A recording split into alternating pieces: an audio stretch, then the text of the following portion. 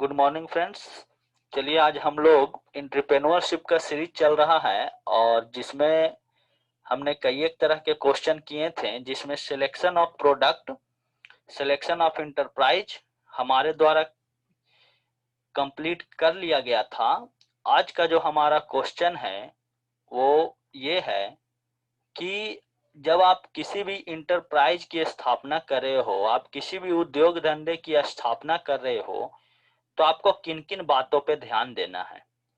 क्यों ये क्वेश्चन हम लोग ईपीएस में पढ़ रहे हैं? तो भाई ये इसलिए पढ़ा जा रहा है क्योंकि ईपीएस का मतलब ये होता है एंटरप्रेन्योरशिप, एंटरप्रेन्योर से बना। एंटरप्रेन्योर मीन्स उद्यमी, एंटरप्रेन्योर मीन्स उद्यमी और एंटरप्रेन्योरशिप मीन्स उद्यमिता। उद्यमिता, व्हाट उद्यमिता? उद्यमिता मतलब जिसमें उद्यमी जो कार्य करता है उन सभी चीजों को पढ़ना ही क्या कहलाता है? उद्यमिता।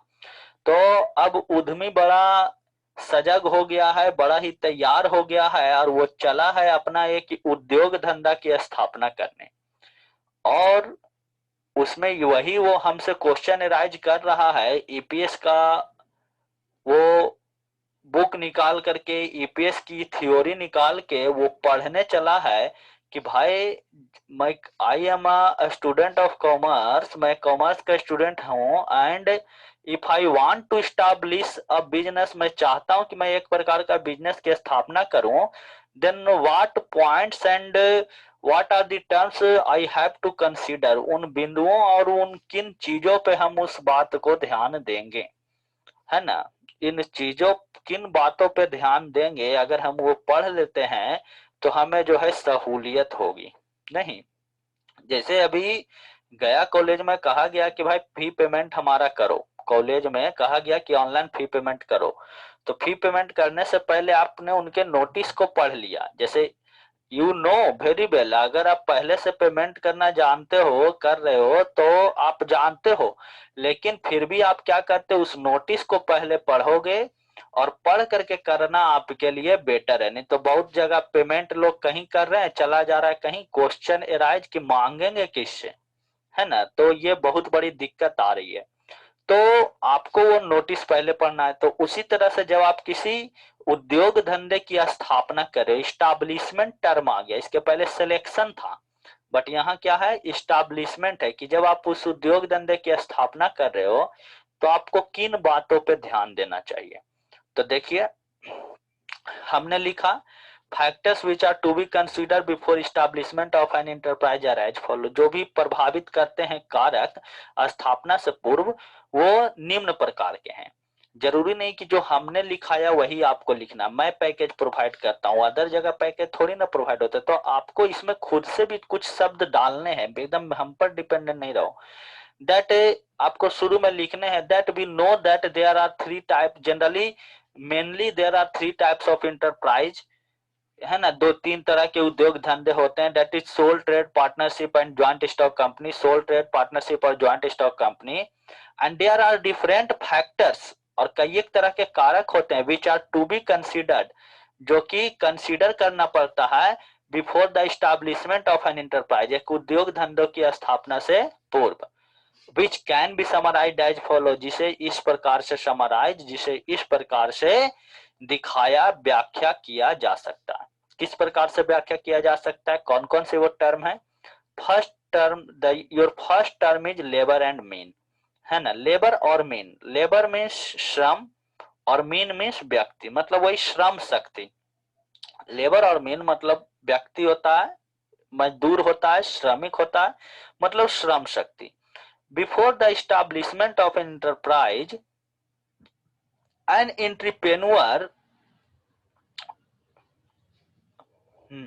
before the establishment of an enterprise, an entrepreneur has to consider the different resources in which human beings are quite different, different resources in which human beings are quite different from machines in operational work, है ना।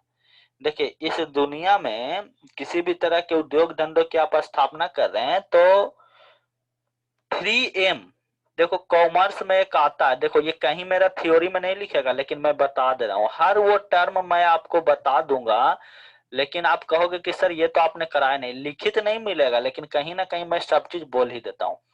3M या MQ, आपको EPS में एक term कभी कभी objective लोग बना देते हैं। MQ का मतलब या 3M का मतलब होता है 3M। एंटरप्रेन्योरशिप में 3M का बड़ा ही इंपॉर्टेंस है। First M is man, the second M is material and the third M is machine. Commerce कहता है कि किसी भी उद्योग धंधे में 3M का अहम रोल होता है। 3M का मतलब मैन मटेरियल मशीन, है ना। 3M का मतलब मैन मटेरियल मशीन। कहता है कि बिजनेस करने के लिए 3M का बड़ा ही अहम रोल है, मतलब मैन मटेरियल और मशीन। और अगर आप इसमें से देखें तो सबसे ज्यादा इंपॉर्टेंस किसका है, तो सबसे ज्यादा इंपॉर्टेंस मैन का है। क्यों मैन का है सर? मैन का इंपॉर्टेंस इसलिए है क्योंकि मैन का इंपॉर्टेंस इसलिए है क्योंकि व्यक्ति ही वो चीज है जो कि मटेरियल और मशीन दोनों को मैनेज कर सकता है। मटेरियल मतलब जो सामान है, कच्ची सामग्री, और मशीन मतलब उसको जिससे कि वस्तु का प्रोडक्शन होना है।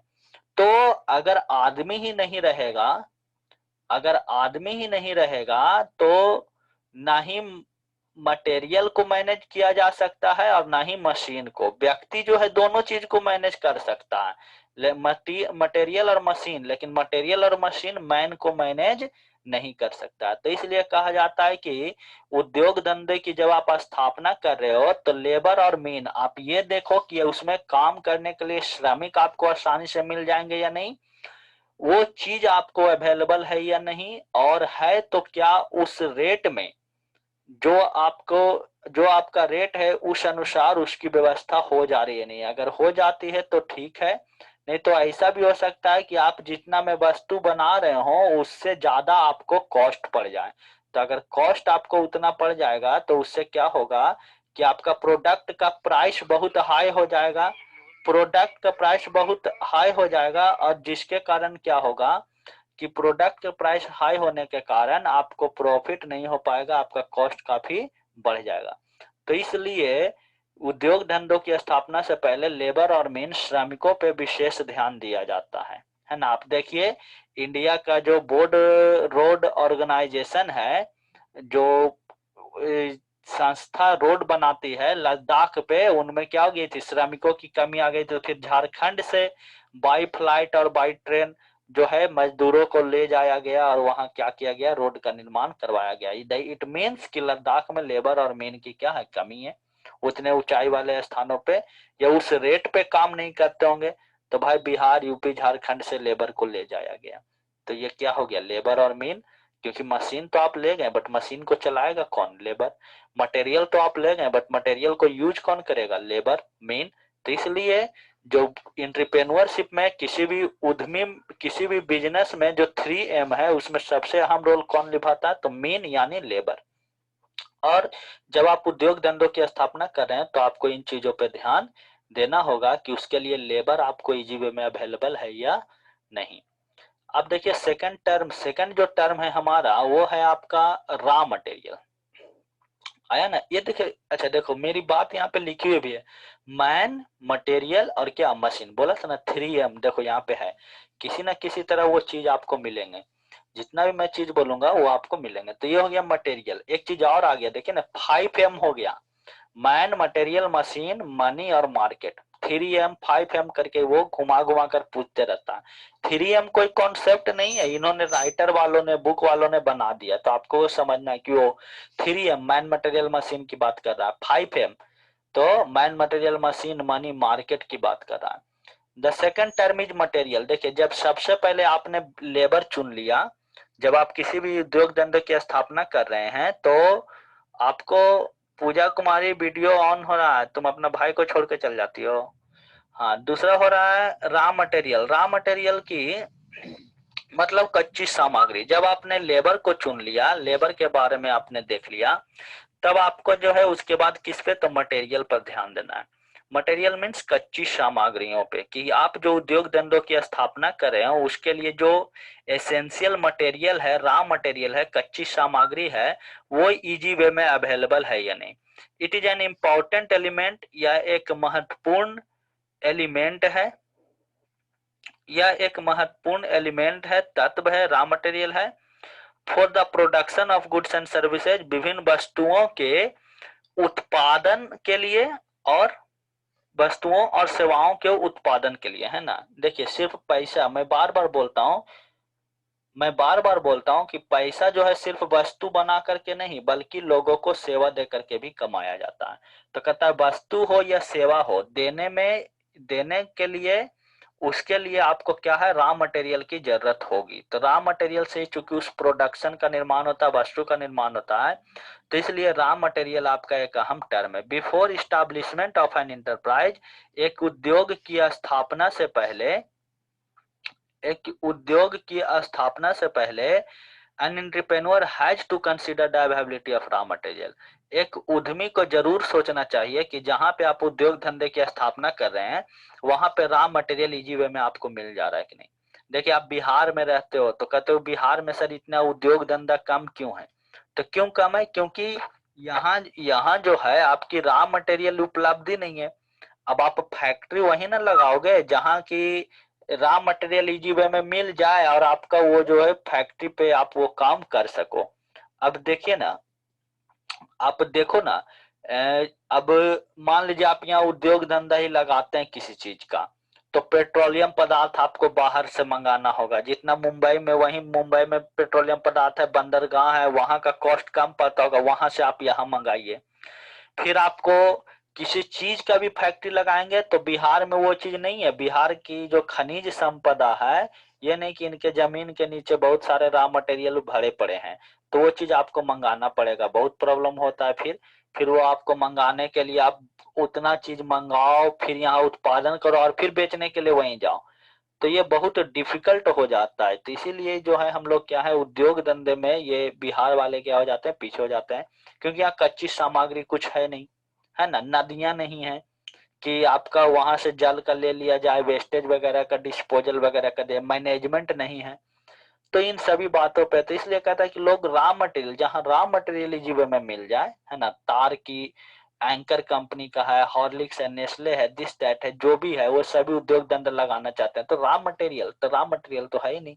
रॉ मटेरियल खनिज संपदा तो वो जब से हमारा बिहार झारखंड अलग हुआ, सारा खनिज संपदा वाले वो झारखंड वालों ने ले लिया। हम लोगों को ये जो है गवर्नमेंट की कृपा से उस समय जो भी थे उनके कृपा से हमें जो मिला वो मिला, सब सिर्फ पहाड़ पत्थर दिस दैट वो मिल गया। तो रॉ मटेरियल के कारण भी राम, जब भी आप उद्योग धंधों की स्थापना कर रहे हो तो आप देखो कि आपके लिए उसका रॉ मटेरियल इजी वे में मिल रहा है या नहीं। थर्ड है आपका मशीन। देखिए as we know that today is the age of science, जैसा कि हम लोग जानते हैं कि आज विज्ञान का युग है, विज्ञान का समय है। बिना साइंस का आप आगे नहीं बढ़ पाओगे, है ना। अभी देखो कितने भी किराना स्टोर हैं वो लोग कर रहे हैं, लेकिन गूगल पे, पेटीएम और अभी रिलायंस इसमें भी उद्योग धंधे इसमें भी उतरने वाला है। अब बताइए जो लोग टेक्नोलॉजी का यूज नहीं करते हैं उन लोगों को अचानक से अपना दुकान बंद करना पड़ जाएगा, भाई उन्हें भारी दिक्कत होने वाली है ना, बहुत बड़ी दिक्कत होने वाली है ना। क्योंकि हम भी समय के अनुसार बदलते हैं, हमें भी टाइम मैनेजमेंट चाहिए भाई, उतना टाइम हम वेस्ट क्यों करेंगे, हमारा आगे का काम निकलेगा। तो ऐसी सेवा जो कि हमें घर पर वो सारी सुविधाएं प्रोवाइड करवा सके, अगर आप समय के साथ अपडेट नहीं होते हैं तो आपको जो है विज्ञान के साथ अपडेट नहीं होते हैं तो आपको आने वाले समय में आप सक्सेस नहीं हो सकते हो। तो today is the age of science, आज जो है विज्ञान का युग है, इन विच जिसमें everything is operated with the help of advance machine. बहुत सारे कामों को क्या है तो एडवांस मशीन्स के द्वारा किया जाता है। एक बहुत ही बेहतर जो टेक्नोलॉजी के आधार पर मशीन होते हैं उनके आधार पर किया जाता है। So we can say that, अगर हम लोग कह सकते हैं दैट कंसिडरेशन ऑफ मशीन, कि मशीन के बारे में सोचना, मशीन के बारे में विभिन्न पहलुओं को देखना बिफोर इस्टेब्लिशमेंट ऑफ एंटरप्राइज, एक उद्योग धंधे की स्थापना से पहले, इज एसेंशियल, है ना। अब इज नेसेसरी नहीं लिख सकते हैं, ग्रामर भी आपका अच्छा होना चाहिए, किस पे कहाँ पे कौन वर्ड यूज करना है ना। एसेंशियल डालो, है ना, वो आपका हाई लेवल एकदम, है ना। लिखोगे नेसेसरी, टूटी फूटी वो पुराने वाले किसी भी चीज में आप जो है नेसेसरी नेसेसरी वो लेकर चलोगे तो नहीं होगा। शब्द के अनुसार, सेंटेंस के अनुसार आपको जो है वर्ड बदलने पड़ेंगे, कहाँ पे कौन सा वर्ड हम यूज करें, है ना। तो ये बहुत ही जरूरी हो जाता है। Next, the next your term is money. अगला जो आपका टर्म है वो क्या है, मनी। मनी का मतलब जानते ही हो, सभी को मनी की बहुत जरूरत होती है। मैं भी मनी के लिए पढ़ा रहा हूँ, आप भी मनी के लिए पढ़ रहे हैं, है ना। ऐसा थोड़ी ना है कि तुम लोग कौन सा जो है एकदम पढ़ करके विद्वान सोचते कि कोई कहता है कि मैं पढ़ करके एक किताब लिखूंगा, है ना। नहीं, सब किसके पीछे भाग रहा, मनी के पीछे, है ना। और ये मनी ही सभी तरह की समस्याओं की जड़ है। एक कहते हैं रोटी कपड़ा मकान, तो उसी में ये है मिला हुआ है। कहता है इट इज सेड दैट, ये कहा जाता है money is the life blood of the business. हाँ सर, हमारा भी तो लाइफ ब्लड ही है। पैसा जो है वो क्या है, बिजनेस का लाइफ ब्लड है। जिस तरह से बिना ब्लड का हमारा शरीर कोई काम नहीं कर सकता है, हमारे शरीर का कोई वैल्यू नहीं है बिना ब्लड का, उसी प्रकार से बिना मनी का, मनी का मतलब यहाँ हो गया एंटरप्रेन्योरशिप में मनी का मतलब क्या हो गया, कैपिटल। एंटरप्रेन्योरशिप में मनी मीन्स कैपिटल, है ना। ऐसा थोड़ी ना है कि बिग बाजार में तुम जाते हो तो सब पैसा लेकर घूमते रहता, नहीं, वो कैपिटल हो गया। उसका पैसा रहता, लेकिन पैसा किस रूप में लगा रहता है, कैपिटल के रूप में। और कैपिटल का मतलब, कैपिटल का मतलब what do mean by capital, capital means sir asset and liability. वो कैपिटल किस रूप में वहां रहते हैं, असेट और लायबिलिटी के रूप में। तो कहता है कि जब आप उद्योग धंधों की स्थापना कर रहे हो तो आपको जो नेक्स्ट मैन मटेरियल और मशीन के बाद जो फोर्थ मेन इंपॉर्टेंट टर्म की आपको जरूरत पड़ेगी वो क्या है, मनी। कि आपके पास कुछ ना कुछ पैसा यानी कैपिटल होना चाहिए। कहता है it is said that money is the life blood of the business. Money जो है एकदम ब्लड के तरह है। जिस तरह से without blood human body can not be operated, in the same way without capital, लिख सकते हैं आप लोग, है ना। जो जरूरी नहीं आप में मैंने ये आपको पैकेज दिया, ये नहीं कि आप इसे रटो, इसको आप पढ़ो समझो और अपने वर्ड में ट्रांसलेट करके लिखो, है ना। It never means that I gave you package to copy this. Copy आपको नहीं करना है। You have to think, analyse my words and convert it in your words. आपको ये देखना है और इससे आपको खुद अपने वर्ड में ट्रांसलेट करना है। तो कहता है कि पैसा जो है एक ब्लड की तरह होता है और विदाउट मनी, बिना पैसा का कुछ भी बिजनेस में ऑपरेट नहीं हो सकता। What type of business you want to establish is also depend on availability of capital. हाँ, कहता है कि अब पैसा क्या है, मनी क्या है, कैपिटल क्या है बिजनेस के लिए, तो आप किस तरह के उद्योग धंधे की स्थापना करना चाहते हो, ये भी एक इम्पोर्टेंट टर्म है कैपिटल को लेकर। किस तरह के उद्योग धंधे की स्थापना करना चाहते हो से मतलब क्या हुआ सर, तो इससे बाबू सेंस ये है कि आप सोल ट्रेड करना चाहते हो, एकाकी व्यापार, पार्टनरशिप करना चाहते हो, साझेदारी व्यवसाय या ज्वाइंट स्टॉक कंपनी करना चाहते हो। अगर सोल ट्रेड करोगे तो तुमको कुछ नहीं चाहिए, थोड़ा सा पैसा, थोड़ा सा पूंजी, थोड़ा सा संपत्ति, और तुमको बिजनेस चालू कर देना है। पार्टनरशिप करोगे तो उससे ज्यादा, ज्वाइंट स्टॉक कंपनी करोगे तो पूछो मत, है ना। किसी अमीर शहजादे के, अमीर शहजादे के अमीर बाप के तुम्हें बेटा होना चाहिए, या बारिश वहां से कुछ मिल रहा होना चाहिए, और नहीं तो किस्मत साथ दे दिया। तो मुंबई वगैरह में बहुत लोग वो का अचानक से बच्चा जो है 23 के एज में, 24 के एज में कंपनी स्थापित कर देता है नेटवर्किंग से, और वो जो है आगे चल के वो सक्सेस हो जाता है। तो शायद आपका माइंड पावर वो हो कि आपको ऐप बना दे और वो हो जाए, है ना। जूम वालों ने सोचा था कि अचानक से, हमको तो लगता है सैनिटाइजर और मास्क के बाद जो तीसरा जिसका भी प्रोग्रेस हुआ है तो जूम वाले का ही हुआ है ना। ये लोग ऐसे चीज थे कि जो कि कभी चलते नहीं थे, है ना। क्या जूम करेंगे, वो तो व्हाट्सएप है, फेसबुक है, दिस दैट, है ना। बताइए जिन जूम वाले का इतना चलते हो गया कि कहा कि भाई हम भारत में तो इतना खपत है, इतना यूज है, मेंटेनेंस सर्विस हमारा अमेरिका से ऑपरेट नहीं हो पा रहा।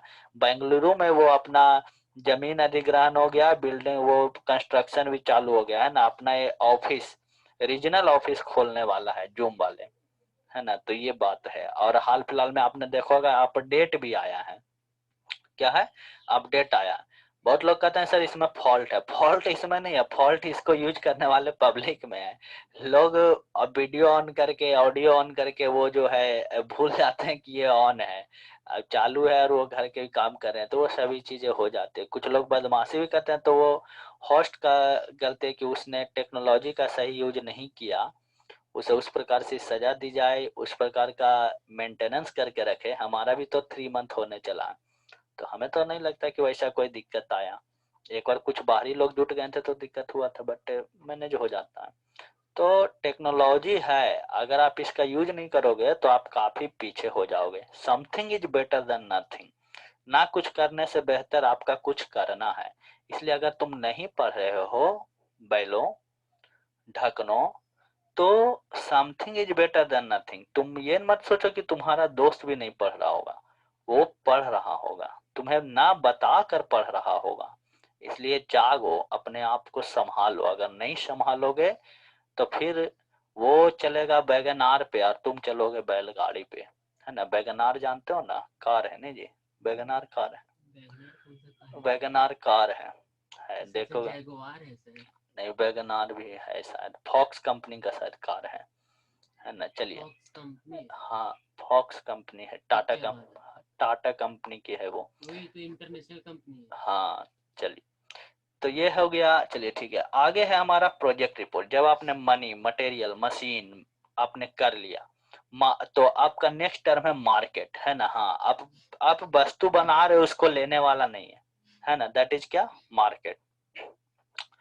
कहता the place where produced goods are purchase and sold are known as market. कहता वह जगह जहां पे बनाए गए वस्तुओं को खरीदा और बेचा जाता है उसे क्या कहते हैं, मार्केट कहते हैं।